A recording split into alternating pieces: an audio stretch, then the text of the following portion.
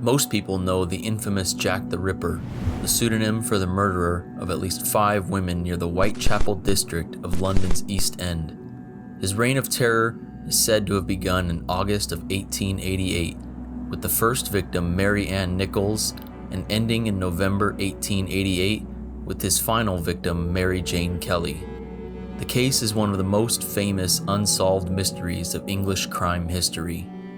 There is, however, another series of crimes dubbed the Thames Torso Murders, or the Thames Mysteries, named after the famous River Thames that runs through southern England, including London. This gruesome mystery began in May of 1887 and carried through September of 1889, while the Ripper's heinous acts gripped the public psyche, casting a pall of fear and frenzy over Whitechapel. Another series of murders unfolded in the shadows, their grim reality relegated to the periphery of the collective consciousness. Today's story begins in the Evening Standard, published Monday, February 21st, 1966. The Evening Standard is a local free daily newspaper in London, England. In the dark, cold alleyways of Wapping, London, the city is held captive by fear as a sinister killer remains at large. This is not just any kind of killer, but one who possesses the cutting precision and knowledge of a surgeon. This article tells the story of a chilling discovery on the Thames foreshore in Wapping that unleashed a wave of terror: a woman's naked torso, meticulously severed with a surgeon's skill, taunting authorities to unravel the gruesome mystery.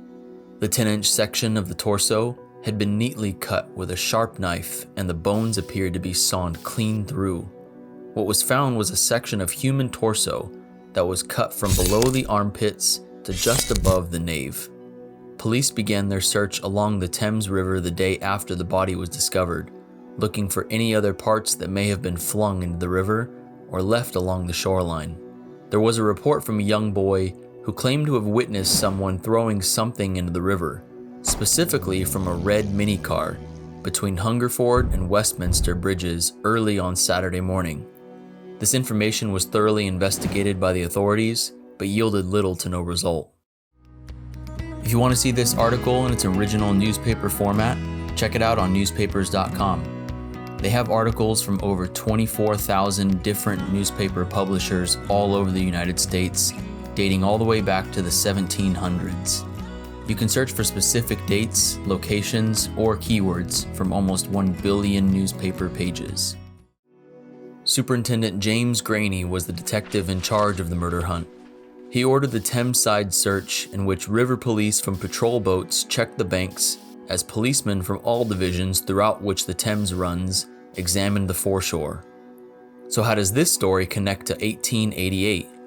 Well, it seems that the River Thames has been a dumping ground for body parts for decades now, and this story is merely a continuation of its long, grisly history. We'll start at the beginning, all the way back to September 5th, 1873, where police on patrol boats removed the left side of a woman's torso from the mud on the banks of the Thames near Battersea Pier in southwest London. Additional body parts were discovered throughout the day, including the right side of the torso and part of the lung. The next day, the woman's face and scalp, severed from her head, were found underwater off of Limehouse. Officers used a mechanical skeletal frame to attempt to reassemble the body with the available parts. They even went so far as to stretch the victim's face over a butcher's block, hoping that it may be recognized by someone whose loved one had gone missing. The following year, in June of 1874, the dismembered body of a female was discovered in the River Thames at Putney. The corpse lacked a head, both arms, and one leg. It was reported at that time by the Lancet Medical Journal that, contrary to popular opinion, the body had not been hacked, but dexterously cut up. The joints have been opened and the bones neatly disarticulated, even the complicated joints at the ankle and the elbow. And it is only at the articulations of the hip joint and shoulders that the bones have been sawn through. These first two crimes are known as the Battersea Mystery. Both victims were never able to be identified, and no perpetrators were ever caught. The Battersea Mystery was not formally linked to the Thames Torso murders, but it bears many similarities, and we'll see later how it connects. The first of what came to be known officially as the canonical four of the Thames Torso murders was the Rainham Mystery, named after the suburb in East London where the first torso was found. In May of 1887, workers encountered a bundle in the River Thames containing a torso all wrapped up. Over the next several weeks, body parts washed up onto the shore of the Thames until everything but the body's head and neck had been pieced together.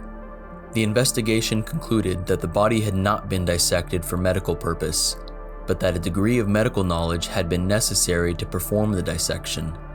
Because the doctors could not state a cause of death, the jury was forced to return a verdict of found dead. It would be almost a year and a half later until the next victim appeared that was officially linked to the Thames Torso case. But before that could happen, a much more sinister killer would appear. One that would strike fear into the heart of Whitechapel, and one whose name would live in infamy forever.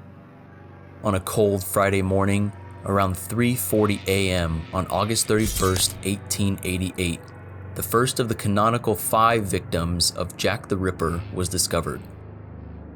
Mary Ann Nichols' mutilated body was found in Bucks Row, Whitechapel.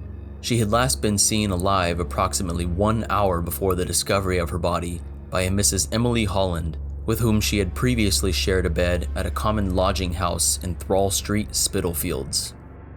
The nature of her murder and the condition of her corpse were so gruesome that they sent shockwaves of fear through the public. Jagged stab wounds around her neck, abdomen, and private areas left officers in shock that someone could do this to another human being. The nature of the killing plays an important role in understanding the panicked frenzy that surrounded the Whitechapel murders and how they came to overshadow the mystery of the Thames Torso findings. Speculation has long linked the series of murders on the River Thames to the infamous Jack the Ripper. However, the modus operandi of the perpetrator of the Thames Torso murders differed from that of the unidentified Ripper in that his victims were savagely mutilated in the abdomen and genitals, while the murderer of the Thames took the time to dismember his victims with careful precision. Later that year, in September of 1888, the saga of the Thames Torso murders came back into full swing with the discovery of a right arm and shoulder on an embankment near Pimlico. The Times newspaper in London had initially believed this to be a prank carried out by medical students, which was a common suspicion whenever body parts were found at that time. On October 2nd, 1888, construction workers discovered the wrapped torso of a woman in an unfinished vault on a construction site near Whitehall in Westminster. The construction project was, ironically, the site of a new headquarters for the Metropolitan Police Department. This is one of the first signs that the perpetrator was a morbid prankster and would continue to provoke the police.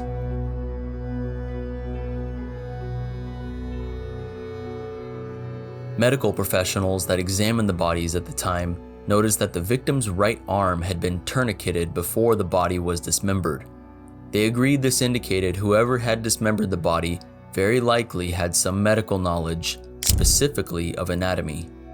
These next 2 bodies in the Thames Torso case were later known as the Whitehall Mystery. Both victims were never able to be identified, and no perpetrators were ever caught.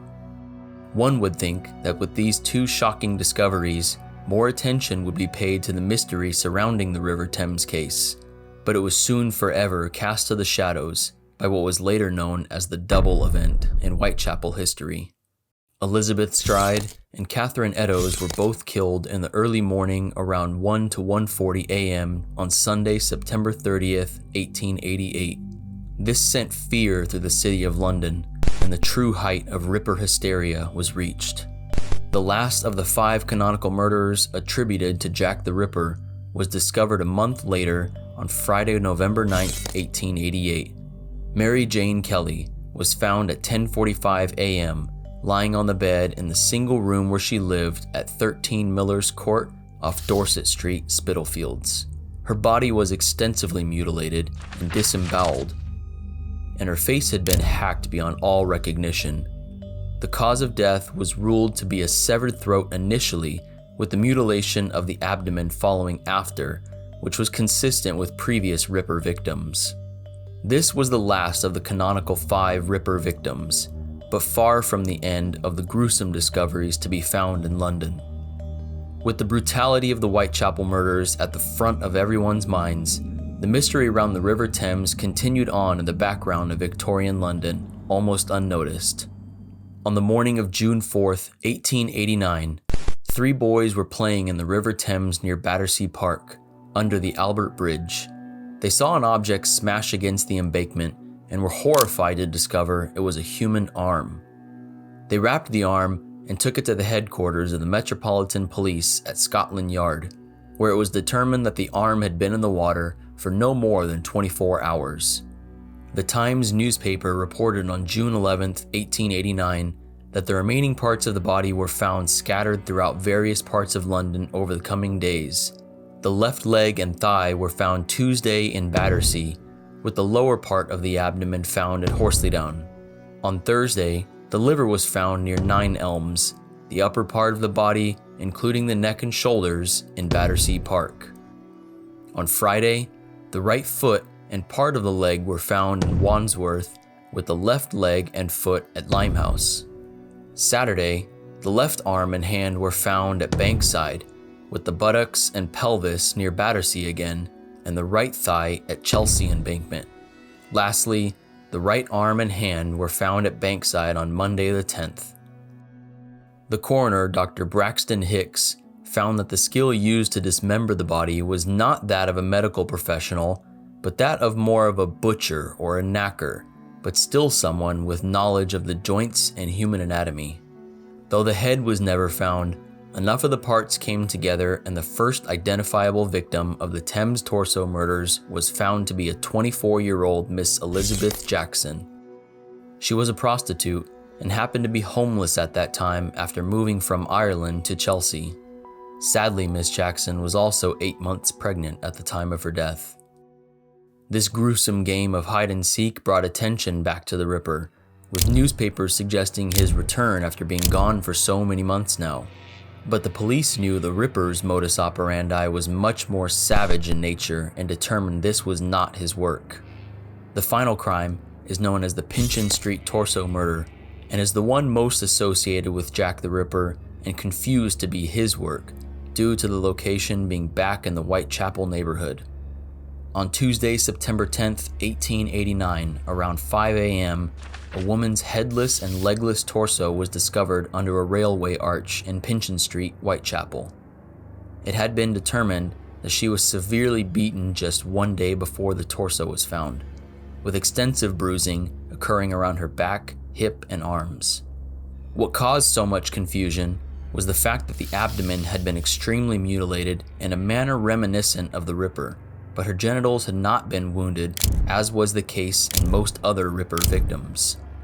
It was clear to investigators that the body had been transported from its original location, where it was dismembered and dropped off under the railway arch later. Despite a search of the area, no other sections of her body were ever found, and neither the victim nor the culprit were ever identified. This was the last of the official cases attributed to a serial killer nicknamed the Torso Killer by police, and believed to be someone completely separate from Jack the Ripper. Which brings us back to our original story, and now knowing the history introduces us to a whole new series of questions. If this story occurred in 1966, it couldn't possibly be the same person from almost 80 years ago, could it? So is this a copycat? A descendant of the original Torso Killer, carrying on his predecessor's work? Or just some medical student's sick idea of a prank?